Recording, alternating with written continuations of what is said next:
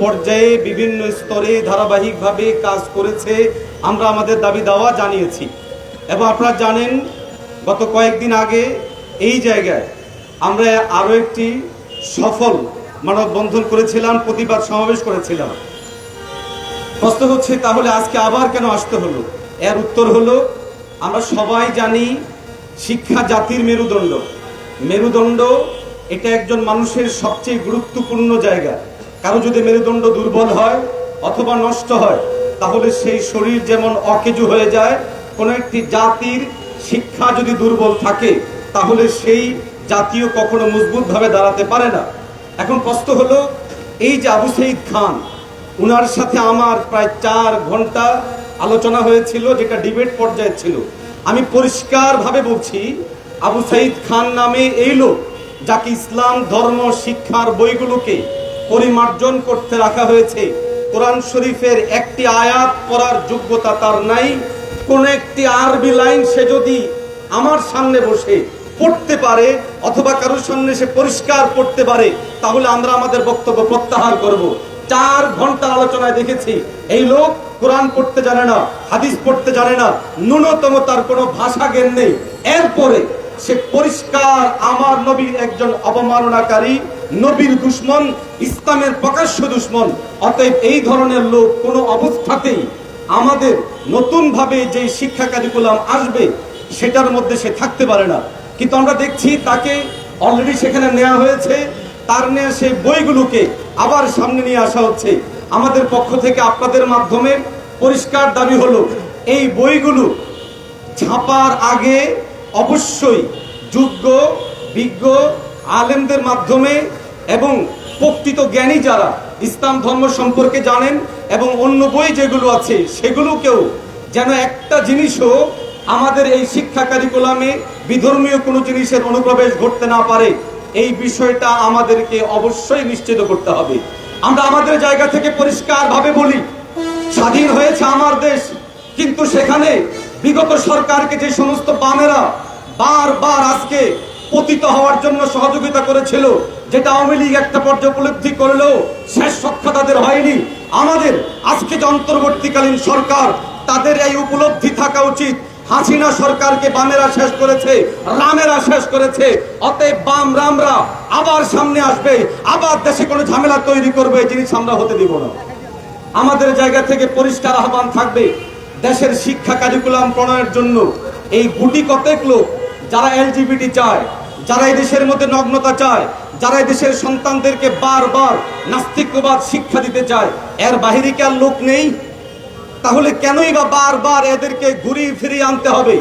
কেন বা বারবার আমাদেরকে বামদের বিভিন্ন অপতৎপরতার বিরুদ্ধে আমাদেরকে মাঠে নামতে বাধ্য করা হবে? আমরা মনে করি এটা একটা সুদূর প্রসারী পরিকল্পনার অংশ। অতএব অন্তর্বর্তীকালীন সরকারের জন্য সবচেয়ে কল্যাণকর হবে এটাই সিদ্ধান্ত গ্রহণ করুন, এই দেশের মানুষ যেন আর কোনো শব্দ করতে না হয়। এই জন্য ধর্ম উপদেষ্টা যাদেরকে দেওয়া হয়েছে, আলহামদুলিল্লাহ, আমরা নিশ্চয়তার সাথে বলতে পারি, যদি উনাকে সামনে রেখে, উনার নেতৃত্বকে সামনে রেখে আপনারা ইসলাম ধর্মীয় বিষয়গুলোকে প্রণয়ন করেন এবং অন্যান্য গ্রন্থগুলোকে পরিমার্জন করেন, এখানে বিতর্কের কিছু থাকবে না। আমরা চাই আগামীর বাংলাদেশ সুন্দর হোক, আগামী বাংলাদেশ আর কোনো সংঘাত তৈরি না হোক, একটি সুন্দর বাংলাদেশের প্রত্যাশা রেখেই আমরা আমাদের বক্তব্য শেষ করছি। সালামু আলাইকুম রহমতুল্লাহ।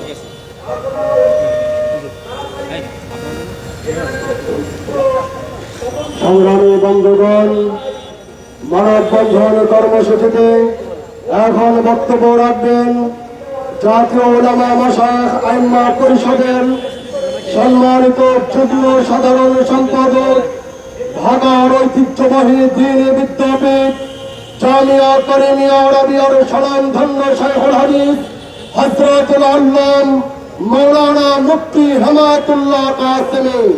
বক্তব্য রাখবেন মাওলানা মুফতি হেমায়েতুল্লাহ কাসেমী। আসসালামু আলাইকুম ওয়া রাহমাতুল্লাহি ওয়া বারাকাতুহু। জাতীয় উলামা মাশায়েখ আইম্মা পরিষদ কর্তৃক আজকের মানববন্ধন, আমি বলতে যাচ্ছি যে আসলে দিল্লির দূষণদেরকে ক্ষমতা রেখে কখনোই বাংলাদেশ কোনো স্বপ্ন ভালো কিছু দেখতে পায় নাই, পাবো না। যুগ যুগ ধরে আমাদেরকে দিল্লির দোসররা আমাদেরকে তারা নির্যাতন করেছে, নিষ্পেষণ করেছে। আজকে বাংলাদেশ বর্তমানে গণ অভ্যুত্থান হয়েছে, হওয়ার পরও আমরা কিন্তু তাদের থেকে খপ্পর যেন বাঁচতে পারতেছি না। আজকে আমাদেরকে বারবার কেন মাঠে নামতে হচ্ছে? আজকে বাংলাদেশের জনগণ সবচেয়ে বেশি বৈষম্য শিকার শিক্ষা নিয়ে। আজকে আমাদের বলতে হয় আমরা কখনোই সুশিক্ষা পাই নাই। এর কারণ আমাদের উপরে হিন্দুত্ব শিক্ষা চাপিয়ে দেওয়া হয়েছিল বারবার। আজকে যে কমিশন গঠিত হয়েছে, এই কমিশন অধিকাংশ লোকই ছিল আপনার ভারতের পাঁচাটা গোলাম। তাদের দিয়ে কখনোই ভারতের চেষ্টা করা যায় না। আমি বর্তমান অন্তর্বর্তী সরকারকে বলবো, আপনারা বারবার হোঁচট খাচ্ছেন, বারবার সিদ্ধান্ত আপনার ভুল হচ্ছে, কারণ আপনাদের আশপাশে রয়েছে সবাই কিন্তু দিল্লির পাঁচাটা গোলাম। ওদেরকে আপনারা তাড়াতাড়ি সরাই দেন এবং ভালো লোক নিয়োগ করেন। আপনারা একটি দেশ সুন্দর সুভা দিতে পারবেন, একটি সুন্দর সিলেবাস দিতে পারবেন, এদেশের জনকল্যাণে কাজ করতে পারবেন। বিশেষ করে আবু সাইদ খান সম্পর্কে আজকে এখানে বলতে আমরা বাধ্য হচ্ছি, সে একজন নবীর দুশ্মন, দেশ বিরোধী লোক। তাকে নিয়ে কোনো সময় পাঠ্যপুস্তক প্রণয়ন কমিটি সে কেউ করতে পারবে না। অনতিবিলম্বে তাকে এখান থেকে প্রত্যাহার করা হোক এবং যোগ্য লোককে সেখানে দেওয়া হোক, ওলামায়ে কেরামকে সম্পৃক্ত করা হোক। এই আশাবাদ ব্যক্ত এবং অচিরেই এটা করার জন্য বিশেষ অনুরোধ জানাই। আসসালামু আলাইকুম ওয়া রাহমাতুল্লাহি ওয়া বারাকাতুহু। সংগ্রামী বিক্ষুব্ধ জনতা, মানববন্ধন কর্মসূচির এই পর্যায়ে সভাপতির সমাপনী বক্তব্য পেশ করবেন জাতীয় উলামা মাশায়েখ আইম্মা পরিষদের কেন্দ্রীয় কমিটির সংগ্রামী সাধারণ সম্পাদক, জামিয়া মাহমুদিয়া যাত্রাবাড়ি ঢাকার সম্মানিত প্রধান মুফতি ও শাইখুল হাদিস বিশিষ্ট আলেমে দ্বীন জনাব হযরত মাওলানা মুফতি রেজাউল করিম আবরার। সভাপতির বক্তব্য রাখবেন জনাব হযরত মাওলানা মুফতি রেজাউল করিম আবরার।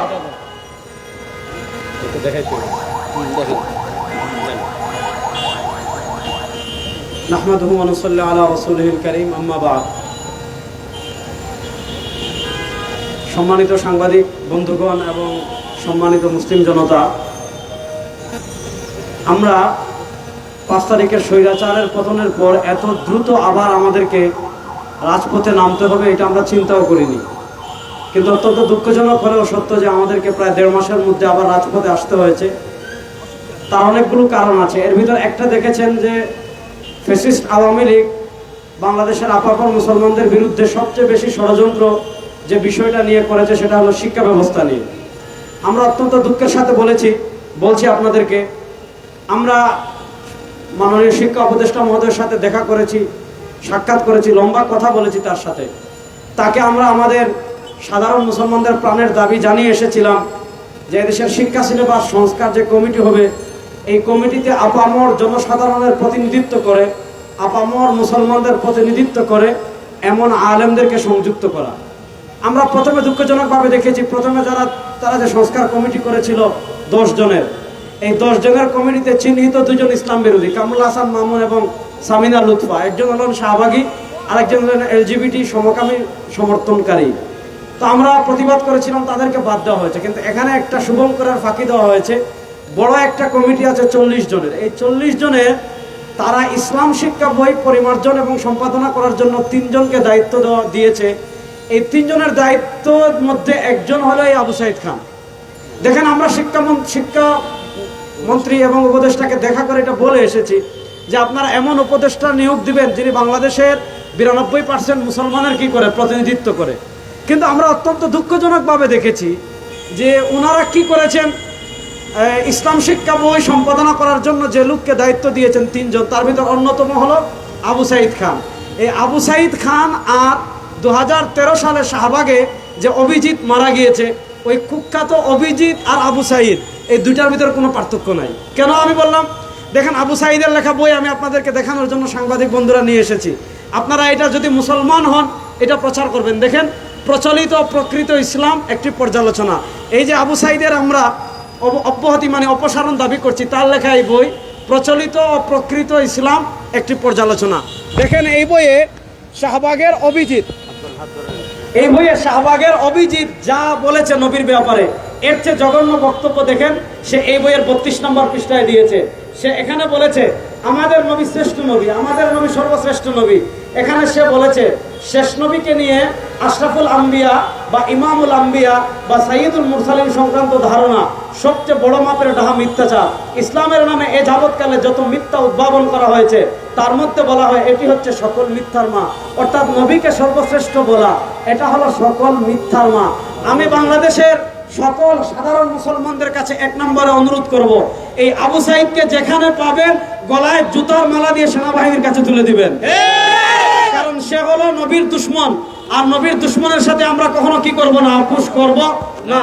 দেখেন, একদিকে সে নবীর শানে বেয়াদবি করছে, আবার আরেক দিকে সে কি করছে জানেননি? এই যে বইয়ের দেখেন, এখানে আয়সা 64 নম্বর পৃষ্ঠায় সে শেখ হাসিনার প্রশংসা করতেছে, নবী করিম সাল্লাল্লাহু আলাইহি ওয়াসাল্লামকে গালি দিচ্ছে। আর এখানে এসে 64 নম্বর পৃষ্ঠায় প্রথমে শেখ মুজিবের প্রশংসা করেছে, তারপর শেখ হাসিনার প্রশংসা করেছে। এই বইয়ের পাতায় পাতায় এসে বুখারী শরীফকে গালি, ইমাম বুখারীকে গালি দিয়েছে। বুখারী, মুসলিম, তিরমিজি, নাসাই, আবু দাউদ এ সকল কিতাবকে ফালতু, এ সকল কিতাবকে আজে বাজে কিতাব এগুলো বলেছে। অর্থাৎ সে শাহবাগী অভিজিৎ, এরকম যেরকম নাস্তিক, সে হইল এই লেভেলের নাস্তিক। এরকম একটা নাস্তিককে অপসারণ তো করতে হবে, যদি না করেন বাংলাদেশের মানুষ টেনে হিচড়ে নামিয়ে ফেলবে আপনাদের। এক নম্বর দাবি হলো আমাদের পরিষ্কার, একে অপসারণ করতে হবে। 2 নম্বর কথা হলো তাকে যারা নিয়োগ দিয়েছে, আপনি বাংলাদেশের 92% মুসলমানের সাথে তামাশা করবেন? এদেশের 92% মুসলমান মানুষ হলো মুসলমান।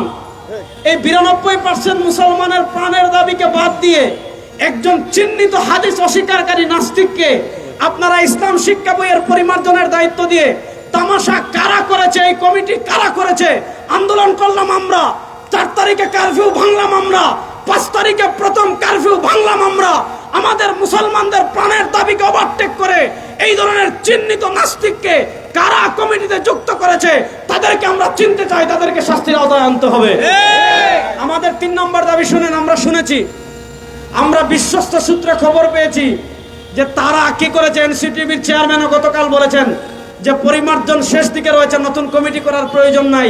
আজকে আমরা খবরে পেয়েছি আগামী অক্টোবরের 15 তারিখের মধ্যে আপনারা প্রেস অর্ডার করবেন বই ছাপানোর জন্য। আমাদের বাংলাদেশের 92% মুসলমানের প্রাণের দাবি হলো এই নাস্তিক মুরতাদরা যেই বইগুলো লিখেছে এগুলো সম্পূর্ণ রিভিউ করার আগে ছাপায় যাওয়া যাবে না, ছাপায় দেওয়া যাবে না। দেখেন, আমরা আমাদেরকে বলছি না যে আমাদের কাছে রিভিউ করতে দেন। আপনারা জানেন বাংলাদেশের সম্মানিত ধর্ম বিষয়ক উপদেষ্টা আল্লামা ডক্টর আফম খালিদ হাফিজাহুল্লাহ, তিনি পৃথিবী পরিচিত একজন আন্তর্জাতিক ইসলামিক স্কলার। তিনি শুধু কোনো একটা বিশেষ জনগোষ্ঠীর সমর্থন নিয়ে ধর্ম উপদেষ্টা হননি, বাংলাদেশের সব ঘরানার মুসলমান এবং আলেম সমাজের প্রতিনিধি তিনি। আমাদের দাবি হলো ধর্ম মন্ত্রণালয়ের সম্মানিত উপদেষ্টা আল্লামা ডক্টর আফম খালিদ হাফিজাহুল্লাহর মাধ্যমে এই বইগুলো রিভিউ করে ছাপায় দিতে হবে। যদি ছাপায় না দেন, আওয়ামী লীগের আমলে দেখেছেন ফ্যাসিস্ট আওয়ামী লীগ শরীফ শরীফার গল্প লেখে তারা এটা রাখতে পারে নাই, পরিবর্তন করতে বাধ্য হয়েছে। আমরা অন্তর্বর্তীকালীন সরকারকে বলবো, ভুলে ভরা ইসলাম বিদ্বেষপূর্ণ কথা ভরপুর বই ছাপিয়ে আবার আমরা আন্দোলন করব, বাদ দিবেন, আবার নতুন টেন্ডার করবেন, আবার নতুন বই ছাপাবেন, রাষ্ট্রের কোটি কোটি টাকা নষ্ট করবেন। এগুলো কি আপনার বাবার টাকা? এগুলো তো আপনার বাবার টাকা না। সুতরাং এই বইগুলো ছাপার আগে অবশ্যই ধর্ম মন্ত্রণালয়ের মাধ্যমে কি করতে হবে, রিভিউ করে এই বইগুলো কি করতে হবে, ছাপায় দিতে হবে। যদি আমাদের দাবি না মানেন, আমরা পরিষ্কার ঘোষণা দিয়ে যাচ্ছি, যদি আমাদের দাবি না মানেন অক্টোবরের 6 তারিখ এনসিটিভি কার্যালয় ঘেরাও করা হবে ইনশাআল্লাহ। এরপরে যদি আমাদের দাবি না মানেন শিক্ষা মন্ত্রণালয় ঘেরাও করা হবে ইনশাআল্লাহ। আমরা 52 বছর থেকে ইসলামপন্থীরা, এই 52 বছর শুধু না, বাংলাদেশের শুরুর যুগ থেকে দেখেন, ফ্যাসিস্ট আওয়ামী লীগের আমল দেখেন, আমরা সবচেয়ে বেশি রক্ত দিয়েছি। আমাদের রক্তের উপর দাঁড়িয়ে আপনারা আমাদের আদর্শ বিসর্জন দিয়ে বাম রাম প্রতিষ্ঠা করবেন, এগুলা এই দেশে করতে দেওয়া হবে না ইনশাআল্লাহ। যারা এসেছেন তাদেরকে জাতীয় উলামা মাশায়েখ আইম্মা পরিষদের পক্ষ থেকে ধন্যবাদ জানাচ্ছি, সাংবাদিক বন্ধুদেরকে ধন্যবাদ জানাচ্ছি। আবার আপনাদের সাথে দেখা হবে, কথা হবে 6 তারিখ